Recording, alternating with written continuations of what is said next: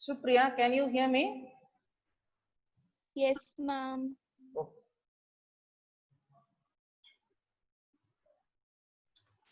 Supriya, what was the last compound we learned?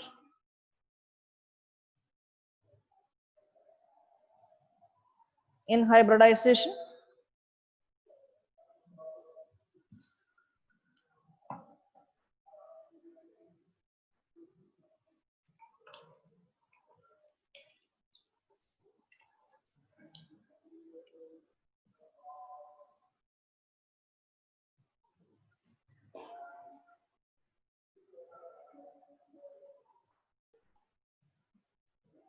Only two have come.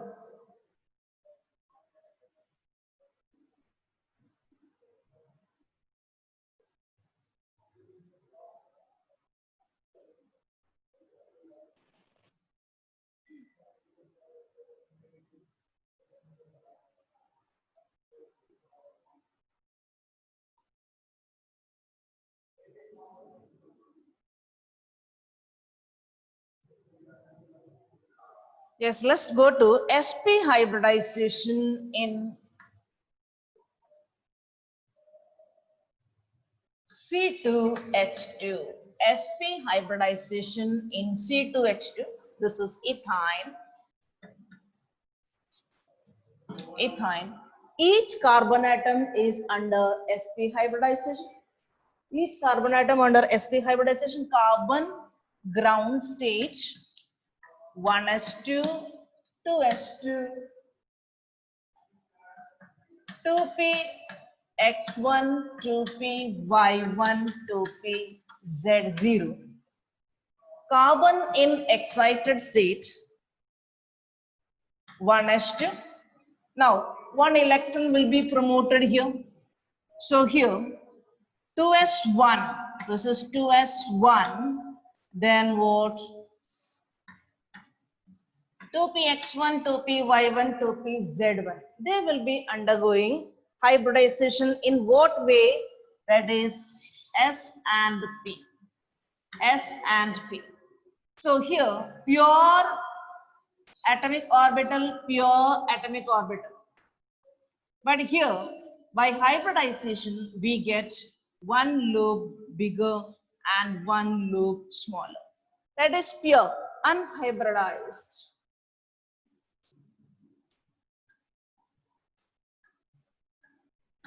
Unhybridized.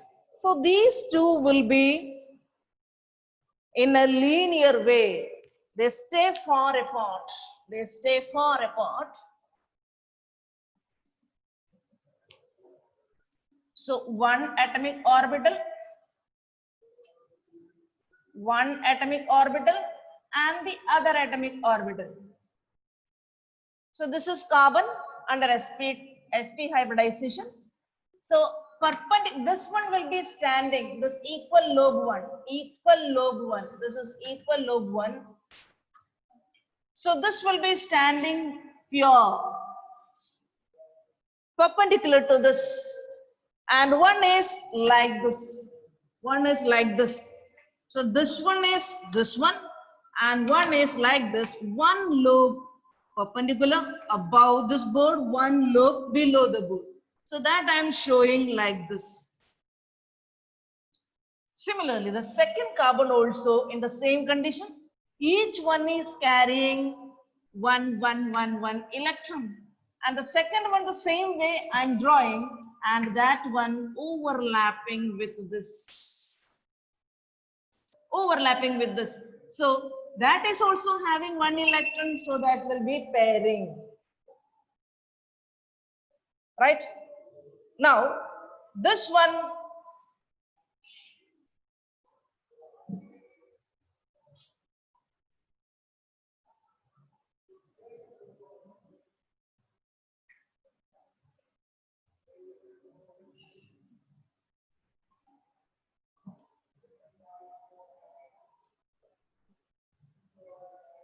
now in sp hybridization, each carbon is under sp hybridization.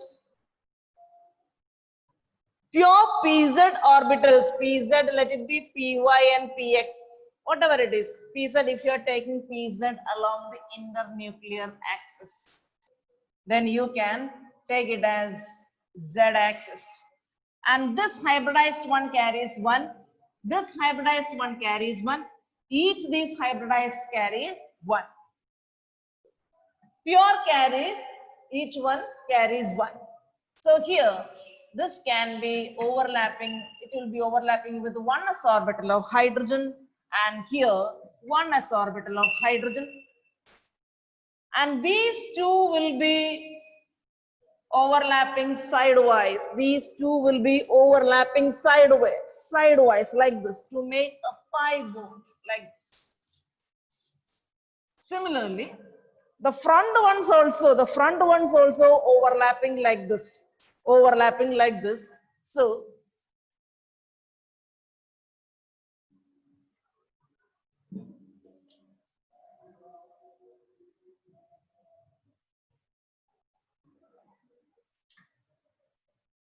these overlapping sidewise, these two, and these two overlapping sidewise.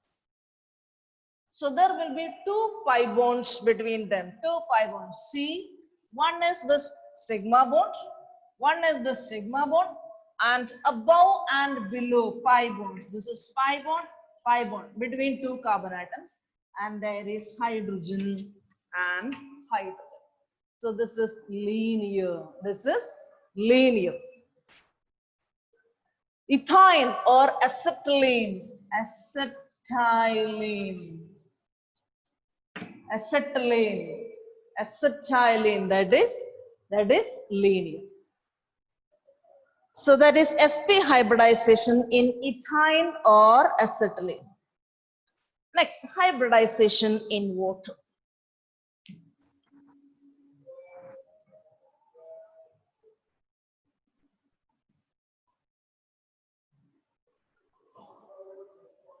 Anybody is having syllabus with you right now?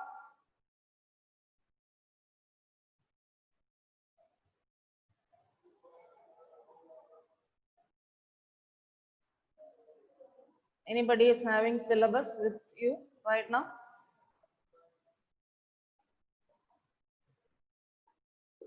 Okay. In the case of water, oxygen is under sp3 hybridization.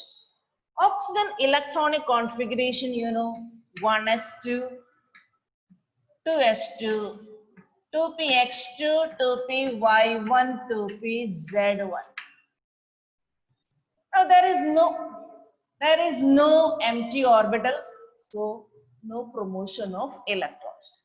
So here, as under sp3 hybridization,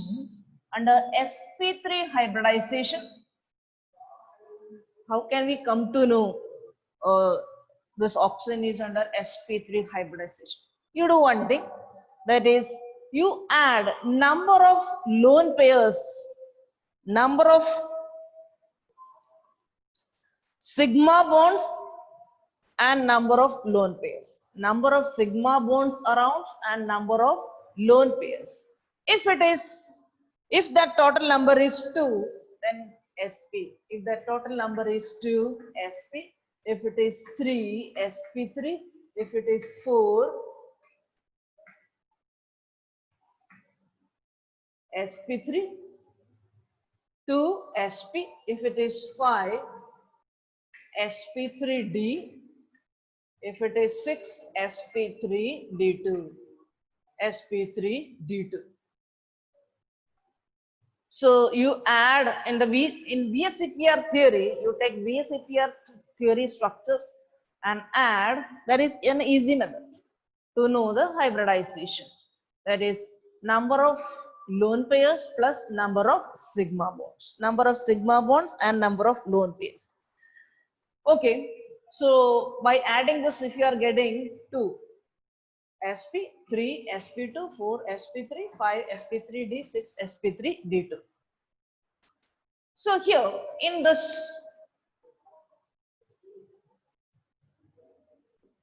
we have 4 sp3 hybridized orbital.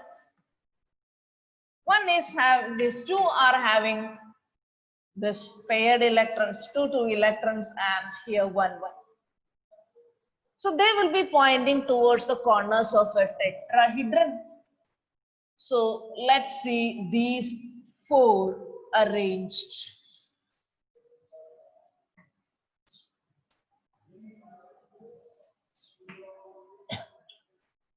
These are two lone pairs, and this will be overlapping with one s orbital of hydrogen.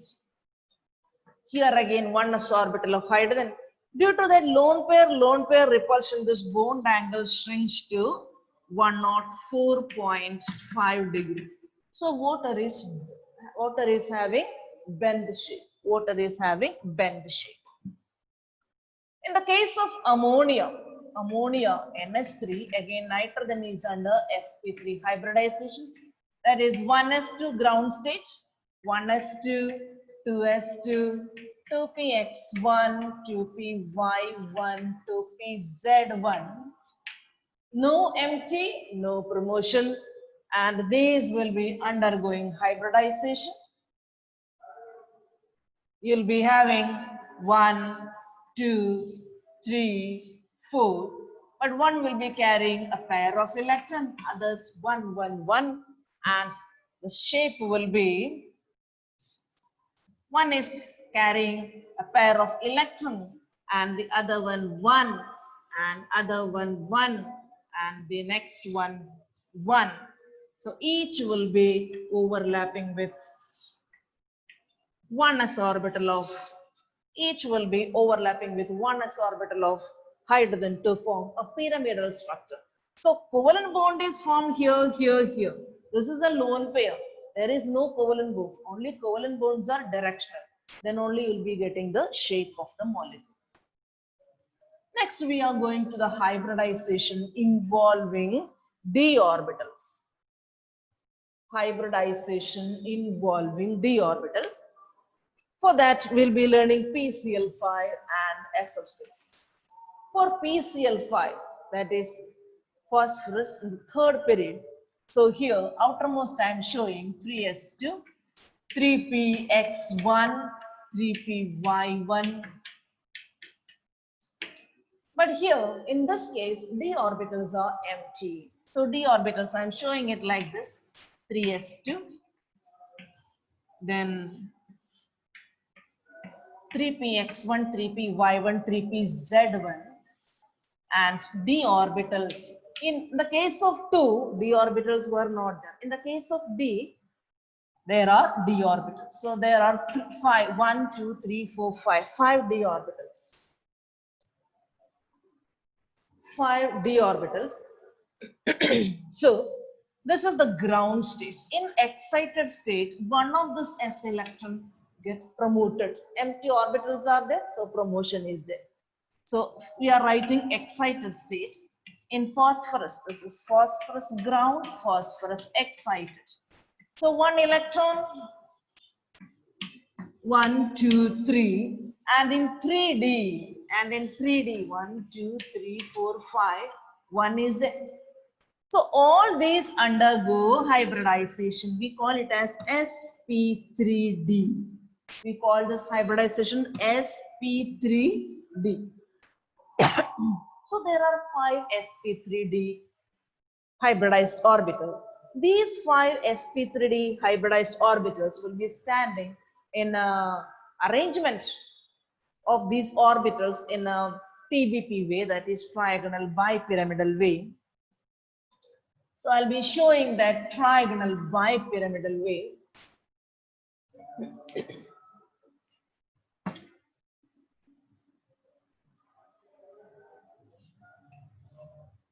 And if they make bonds with each chlorine PCl5, each chlorine using chlorine's 3pz orbital, then you will be having a structure like this. That is phosphorus, chlorine, chlorine, chlorine, chlorine. So 3 hybridized orbitals are pointing towards the corners of a triangle, and one above and one below.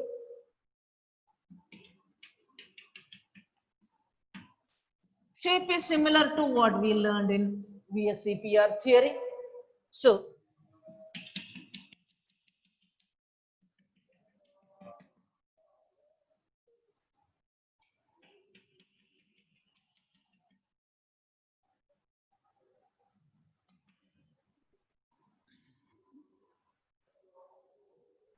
shape is similar to this VSCPR theory. So, three are equatorial. Three hybridized orbitals are pointing, means they are in the equatorial way, and two are axial. That is axial, this is axial. That time I told you 90-90 repulsion. These all are 90 bond angles. 90 bond angles. That is a repulsion. But 120-120, this is not a repulsion. 120, they are far apart. We don't consider it as a repulsion. But 90-degree repulsions. 90-degree, if the bonds are at 90-degree, there is repulsion. So in this way, here, this bond repel. Equatorial bonds suffer 2 repulsions, but axial bonds suffer 3 repulsions. Repulsion with this, repulsion with this, repulsion with this. So what happens due to these repulsions? This bond is little elongated. This bond is little due to this repulsion. The bond is little elongated, or the bond length is more here. Bond length is more. That means bond strength is less.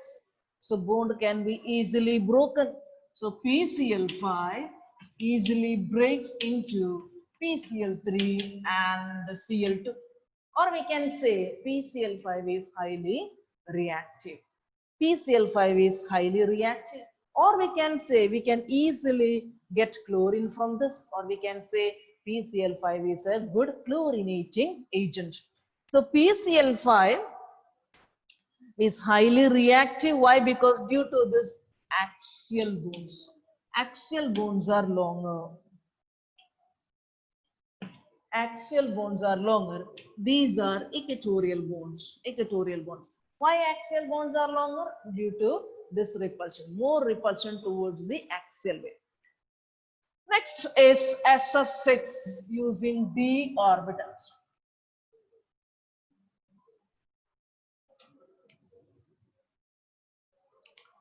SF6. Sulfur. Again in 3. Sulfur. This is sp3d2. 1 plus 3, 4 plus 2, 6. So here, sulfur, similar to oxygen. So 3s2.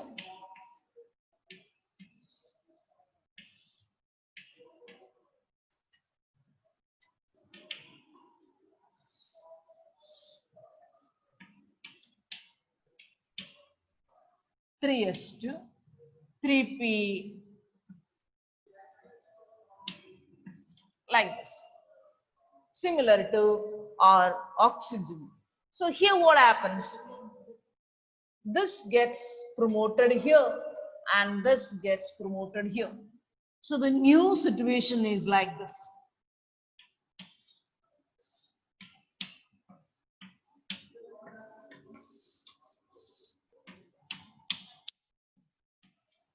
So sp3d2.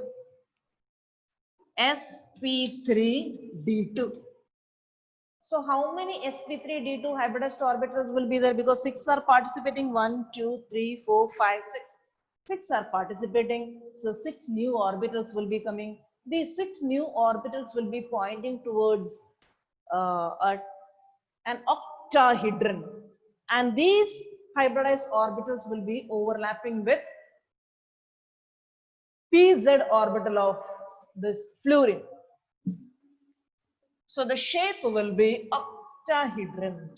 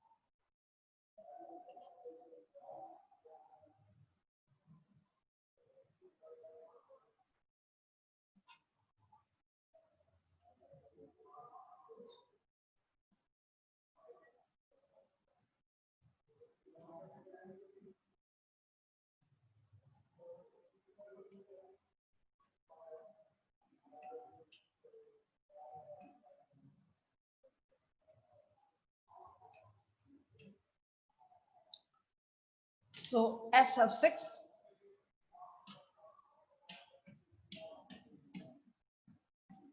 octahedron, all the bond angles are equal, that is equal to 90 degree.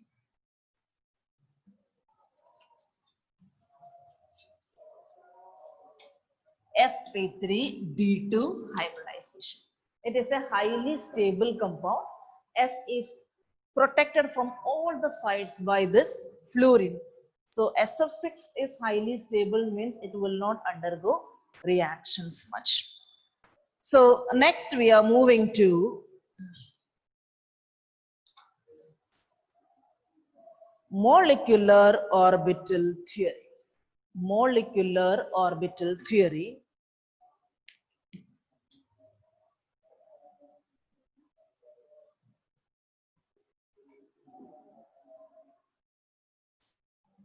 Molecular orbital theory. There are some limitations for valence bond theory and this hybridization. The main drawback is that according to valence bond theory, in oxygen, means oxygen experimentally it is paramagnetic, but according to valence bond theory, oxygen is diamagnetic. That means no unpaired electrons in oxygen. But practically, experimentally, it is attracted by the magnet. That means it is paramagnetic. O2 is paramagnetic. O2 molecule is paramagnetic. So, then what is the deficiency in this? Valence bond theory says that oxygen is diamagnetic, but it is actually it is paramagnetic.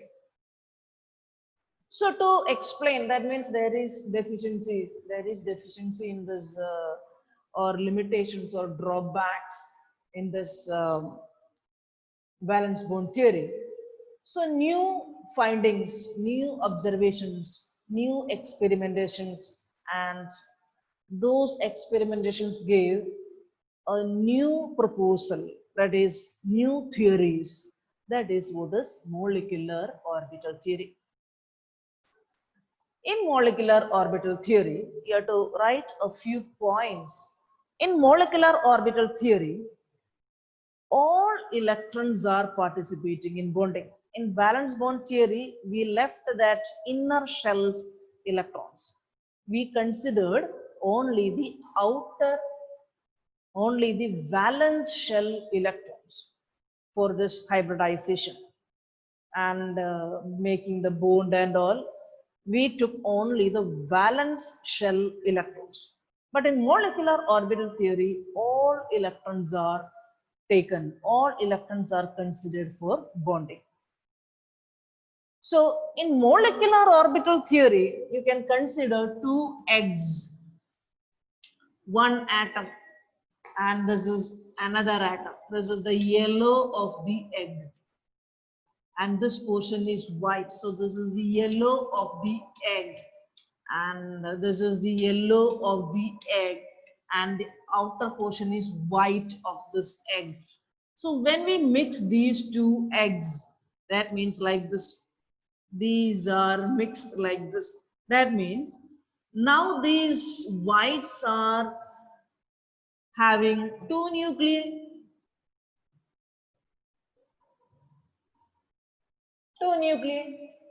Similarly, in molecular orbital theory, there are more nuclei. All the electrons are participating in bonding. So write down few points of molecular orbital theory. Number one,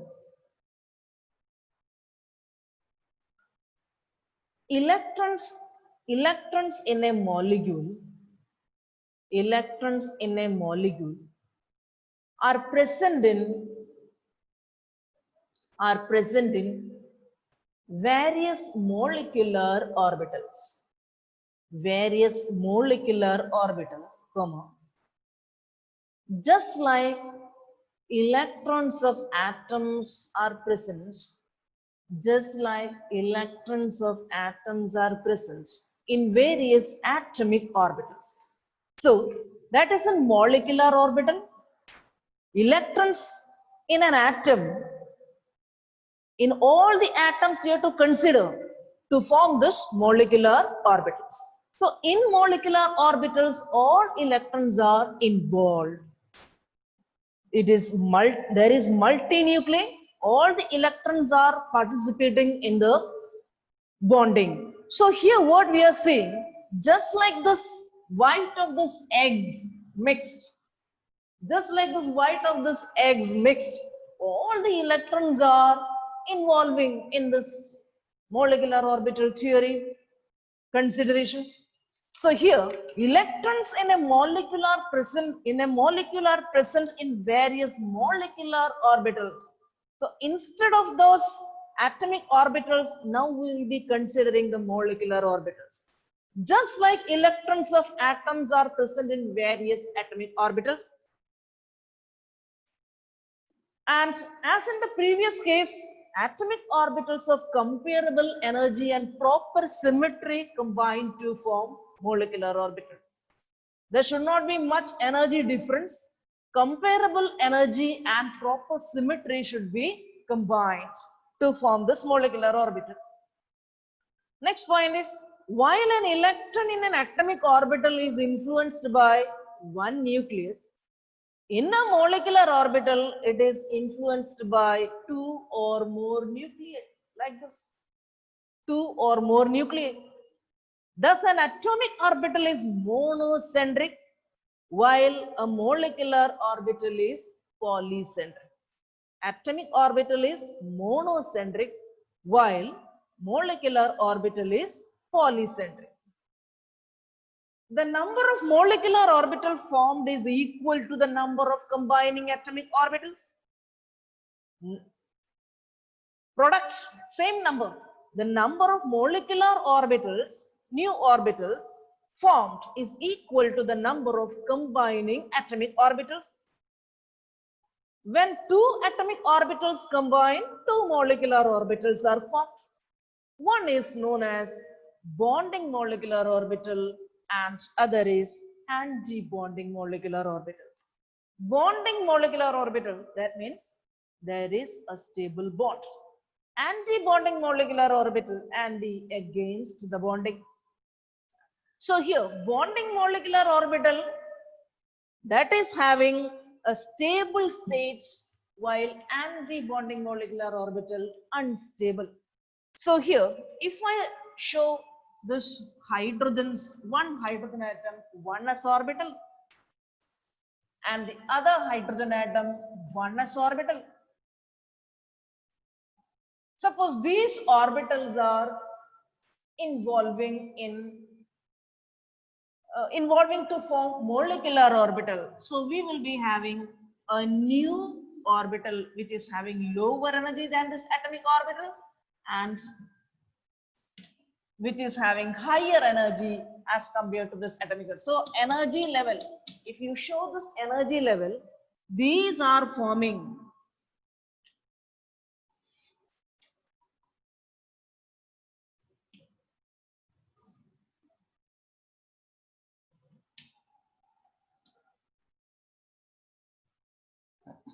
so one electron. These two electrons will be going to this molecular orbital which is having lower energy as compared to this atomic orbital. We call it as bonding molecular orbital.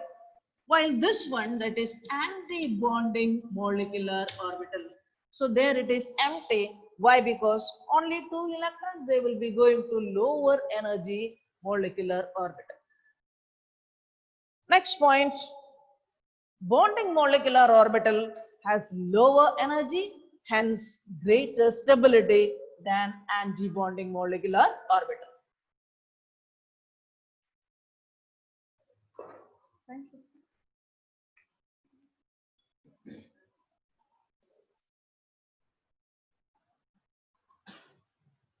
These molecular orbitals are also filled according to those rules, Hund's rules, rule of maximum multiplicity, of Bohr principle, Pauli's exclusion principle. So here we are making molecular orbitals from atomic orbitals.